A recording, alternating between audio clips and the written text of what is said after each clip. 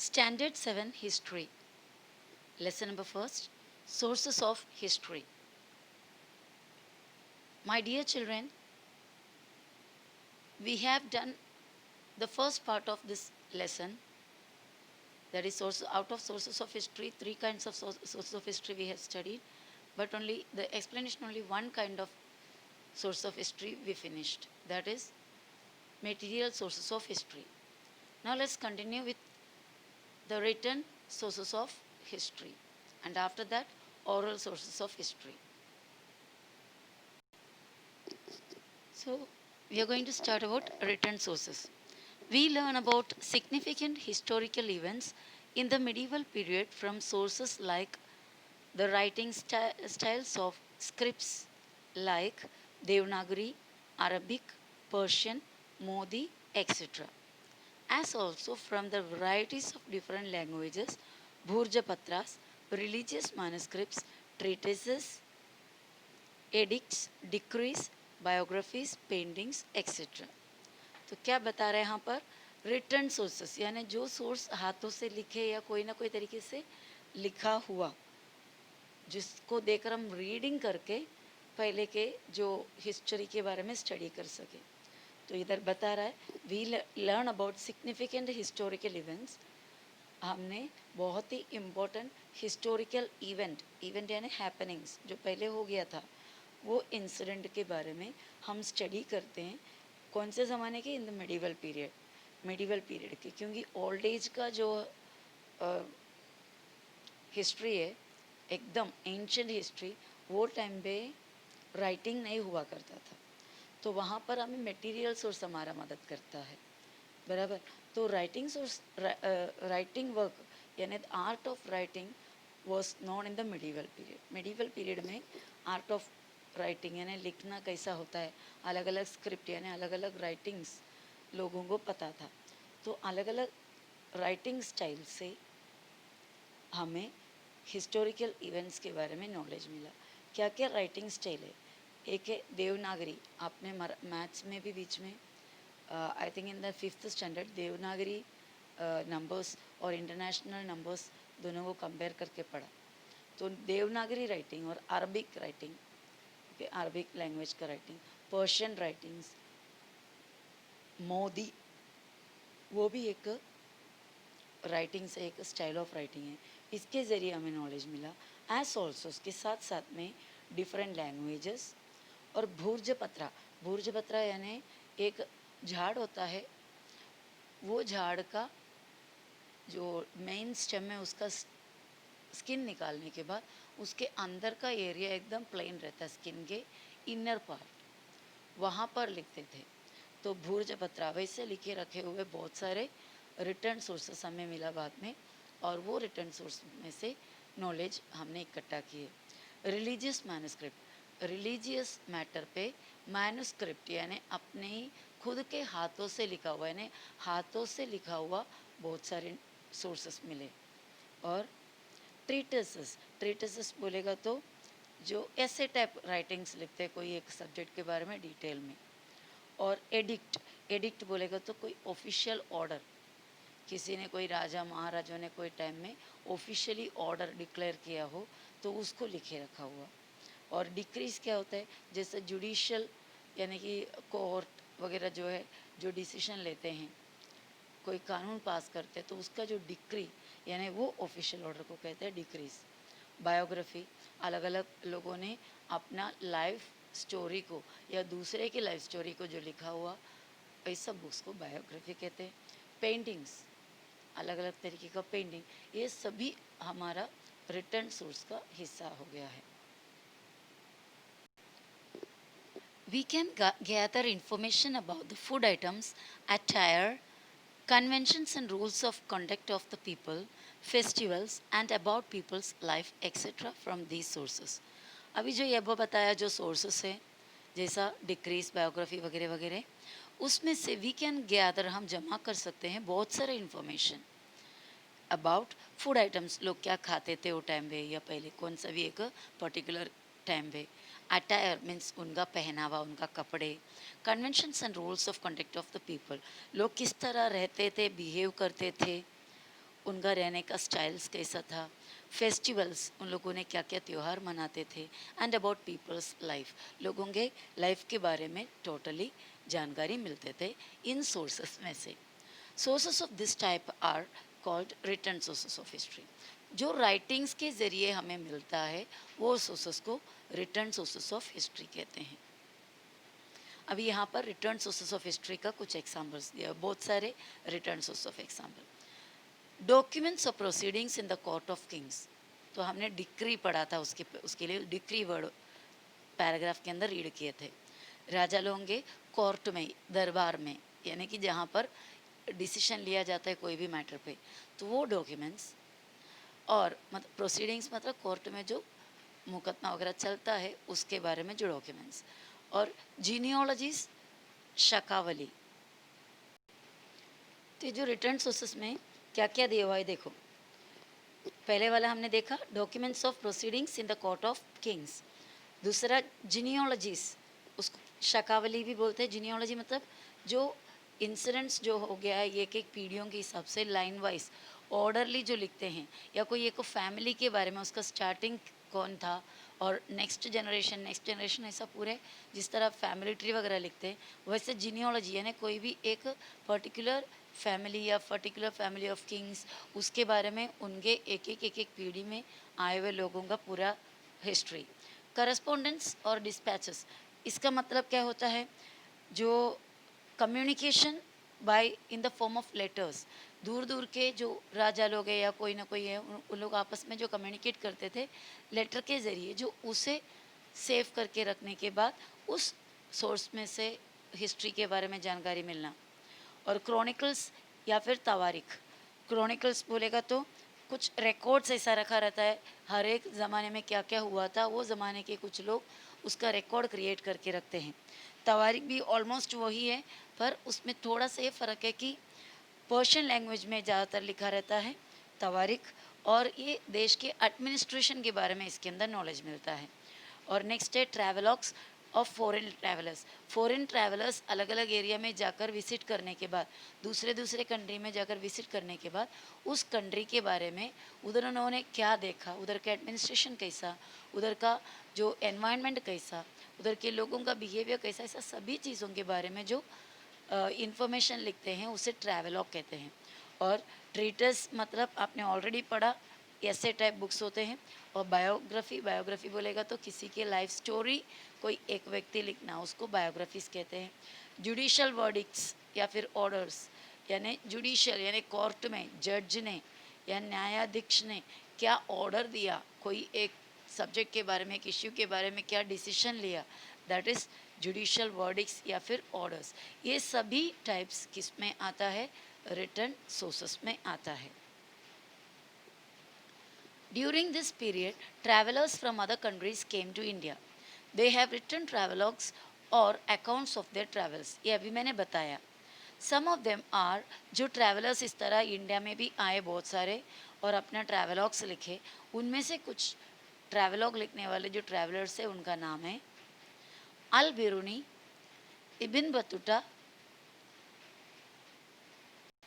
निकोलाओ मैनुशी वगैरह। ओके, अल बिरूनी, इब्न बतूटा और निकोलाओ मैनुशी।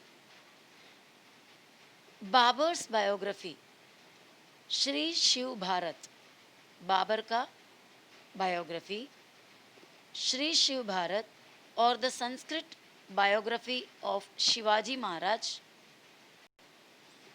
composed by the poet Paramanand, as well as various other biographies of different rulers and their correspondents, help us to understand the policies and administrative systems of the rulers and their diplomatic relations with others. तो बाबर का biography और शिवाजी महाराज का जो biography है संस्कृत में लिखे हुए श्री शिव भारत, और ये शिवाजी महाराज के जो बायोग्राफी किसने लिखे हैं, बाय द पोएट परमानंद। और बहुत सारे और भी बायोग्राफी, अलग अलग लोगों का बायोग्राफी एंड देयर करस्पॉन्डेंट्स, यानी उन्होंने अलग अलग एरिया के लिए अलग अलग लोगों के लिए लिखे हुए लेटर्स। ये सभी में से हमें नॉलेज मिलता है, वो ज़माने की पॉलिसीज़, एडमिनिस्ट्रेटिव सिस्टम किस तरह था, यानी लोग देश किस तरह चलाते थे, उनका रूलिंग स्टाइल कैसा था, और उनके डिप्लोमेटिक रिलेशनशिप, यानी एक राजा का दूसरे राजा के साथ जो डिप्लोमेसी चल रहा है, यानी अपने देश के फ़ायदे के लिए उन लोगों ने क्या क्या रिलेशन रखे हैं, इन सभी के बारे में हमें नॉलेज मिलता है। तवारीख और तारीख means the sequence of events. तवारीख या फिर तारीख, दोनों चीज़ें, दोनों एक ही मतलब है। इसका मतलब है कि अलग अलग इंसिडेंट जो हुआ उसको सीक्वेंस में यानी ऑर्डर में लिखना, क्रोनोलॉजिकल ऑर्डर में उसको लिखे रखा हुआ रहता है, उसको तवारीख या फिर तारीख कहते हैं। तवारीख written by Al Biruni, Ziauddin Barani, Maulana Ahmad, Yahya bin Ahmad, Mirza Haidar, Bhimsen Saxena etcetera are available. ये सभी लोग अल-बिरूनी, ज़ियाउद्दीन बरनी वगैरह वगैरह तवारीख लिखे हुए लोग हैं, और इनकी तवारीख अभी भी अवेलेबल है, यानी हमें पढ़ने को मिल सकता है। बखर is type of Chronicle that originated in Maharashtra. Maharashtra में लिखा गया हुआ एक क्रॉनिकल है बखर। Chronicles help in understanding aspects like temporary political happenings। एक क्रॉनिकल्स रीड करने से हमें एक एक एरिया के पॉलिटिकल हैपनिंग्स क्या क्या है, कंटेम्पररी यानी उस ज़माने के पॉलिटिकल हैपनिंग्स, और linguistic transaction, linguistic means language से रिलेटेड, और कल्चरल लाइफ यानी उस ज़माने में लोगों का कल्चरल लाइफ कैसा, क्या क्या आर्ट वो लोग यूज़ करते थे, उनका ट्रेडिशंस क्या था, और सोशल कंडीशन, उस ज़माने के समाज में कंडीशन कैसा था, सोसाइटी का कंडीशन कैसा था, ये सभी उसमें से पता चलता है। Many of the chronicles in Marathi were written many years after the events had occurred. और मराठी में बहुत सारे क्रॉनिकल्स ऐसा लिखा है जो जब वो इंसिडेंट हुआ था तभी नहीं लिखे, वो इंसिडेंट होकर बहुत सारे सालों के बाद उस इंसिडेंट के बारे में लिखा गया हुआ, ऐसा भी कुछ क्रॉनिकल्स महाराष्ट्र में मिलेंगे हमें। As a result they are seen to rely on hearsays. तो इस वजह से ये जो क्रॉनिकल्स है तभी के तभी नहीं लिखने की वजह से, जैसे इंसिडेंट हुआ तभी के तभी नहीं लिखने की वजह से, और आगे कुछ सालों के बाद लिखने की वजह से, ये जो क्रॉनिकल्स है या जो फिर ये राइटिंग्स है, रिले ऑन हियर से मतलब यहाँ वहाँ सुना हुआ, यानी लोगों के मुंह से सुना हुआ बातों पर डिपेंड रहता है, यानी उसमें कितना रियलिटी होगा वो नहीं बता सकते, क्योंकि लोगों के मुंह से ऐसा सुन कर आने वाले चीज़ों में थोड़ा बहुत मिलावट होते हैं, लोग कुछ चीज़ों को कम कर देते हैं तो कुछ चीज़ों को उसमें ऐड कर लेते हैं, तो इस वजह से ऐसा लिखा हुआ जो क्रॉनिकल्स है उस पर इतना भरोसा नहीं कर सकते हैं, क्योंकि वो डिपेंड ऑन हियरसेस, यहाँ वहाँ से सुने हुए बातों पर डिपेंडेड रहता है। सम ऑफ दिस क्रॉनिकल्स आर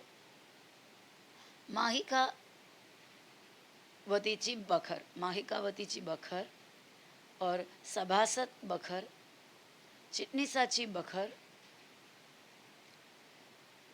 और भाव साहेबाची बखर वगैरह वगैरह। तो इनमें से कोई कोई बखर का नाम दिया हुआ है। एक है माहिकावतीची बखर, माहिकावती नाम का कोई व्यक्ति है उसका बखर, और सभासद बखर। दूसरा चिटणीसाची बखर, चिटणीस नाम का व्यक्ति उसका बखर, भाव साहेबाची बखर वगैरह।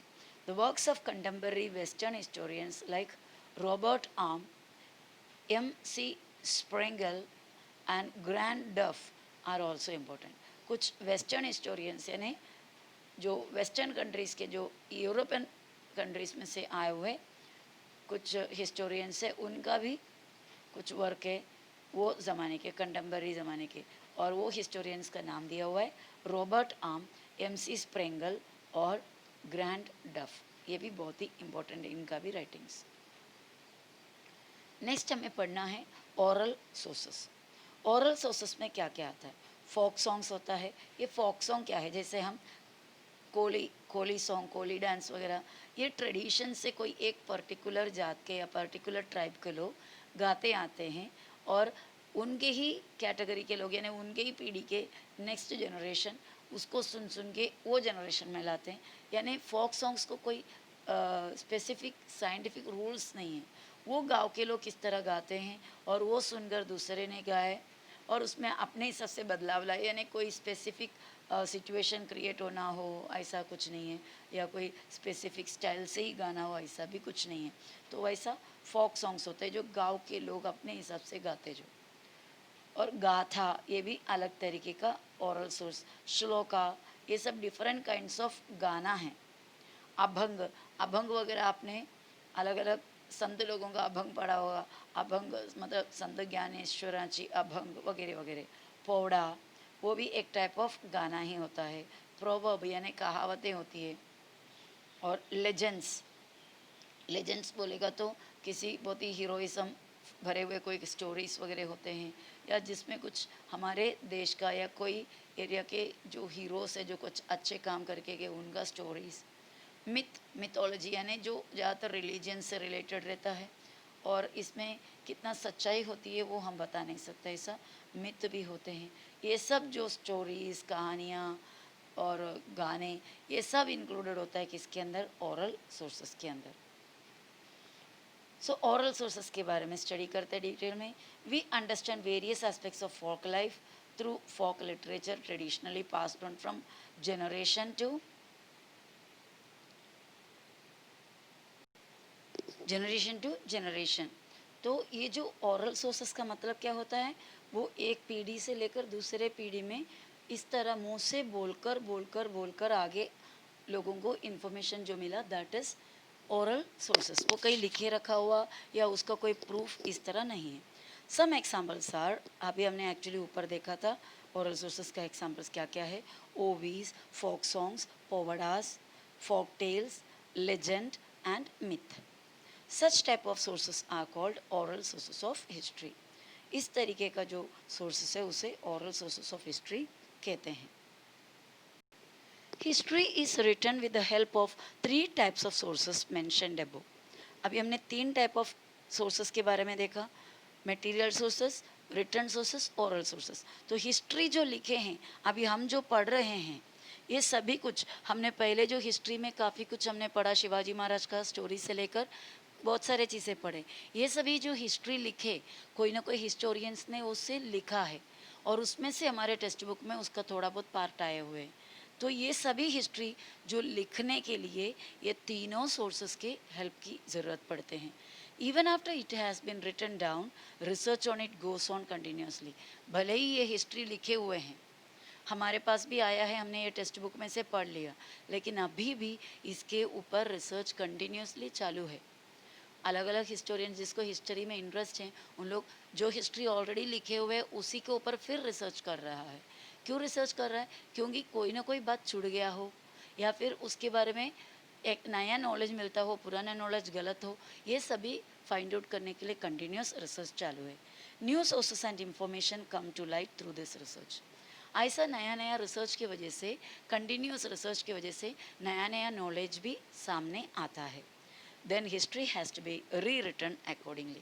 अगर समझो कोई नया व्यक्ति आया, रिसर्च किए और उन्होंने कुछ नया इन्फॉर्मेशन ढूंढ निकाला और उस इन्फॉर्मेशन का पूरा जांच किया, पूरा टेस्टिंग किया और वो अगर सही साबित हुआ, तो जो हिस्ट्री बना कर रखे थे वो हिस्ट्री को री रिटर्न करेंगे, यानी फिर से दोबारा करेक्शन करके लिखेंगे। We can see we can see that our history books and those of our parents and grandparents differ to a certain extent.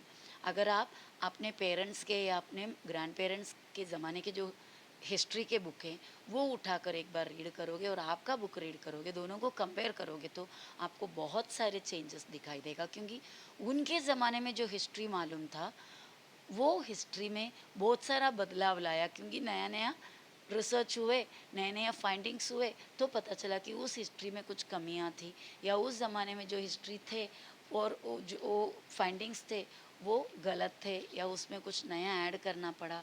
तो वैसा होकर हर एक ईयर्स या हर एक वक्त चेंज होते होते हिस्ट्री का राइटिंग्स में चेंजेस दिखाई देते हैं। यहाँ पर कुछ पोवड़ा के बारे में दिया हुआ, तानाजी ने लिखा हुआ, एक्चुअली ये पोर्शन से निकाल दिया हुआ है लेकिन फिर भी हम एक बार रीड करके निकल जाते हैं, ठीक है। Given below is an extract from the povada composed by Tulsidas Shahir. Tulsidas Shahir नाम का एक व्यक्ति ने लिखा हुआ एक पोवड़ा है। तो ये देखने पे हमें आइडिया मिलेगा ना पोवड़ा क्या होता है। He portrays the Kondhana campaign in it. Kondhana campaign हम जानते हैं तानाजी मालुसरे के बारे में, उनके बारे में इधर लिखा हुआ है। The powada contains beautiful character sketches of Tanaji, Shelar Mama, Shivaji Maharaj, Veer Mata Jijabai वगैरह। तो इनके बारे में बहुत ही सुंदर तरीके से लिखा हुआ है इस पोवड़ा में।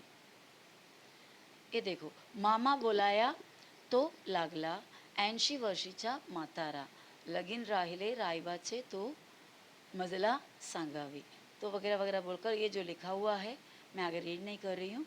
ये एक पोवड़ा है जो मेनली थानाजी मालुसरे के बारे में लिखे हुए हैं। आगे, evaluating the sources of history. अलग अलग सोर्सेस ऑफ हिस्ट्री को इवैल्यूएट कर रहे हैं, यानी कि उसको परख रहा है। It is necessary to take certain precautions before using the sources of history. ये तीनों सोर्स ऑफ हिस्ट्री यूज़ करने से पहले कुछ प्रिकॉशंस लेना पड़ता है, कुछ ध्यान रखनी पड़ती है। We have to examine their authenticity. Authenticity यानी कितने हद तक वो रियल है, सच है, कितने हद तक वो जेन्युइन है, ट्रूनेस। तो ये हिस्ट्री का सोर्सेस यूज़ करने से पहले हमें चेक करना होगा ये सोर्सेस कितने हद तक करेक्ट है, and see which are genuine and which are fake. और ये देखना होगा कि कौन से सोर्स या कौन सा इंफॉर्मेशन जेन्युइन है यानी ट्रू है और कौन सा फेक है। फेक मीन्स झूठे हैं।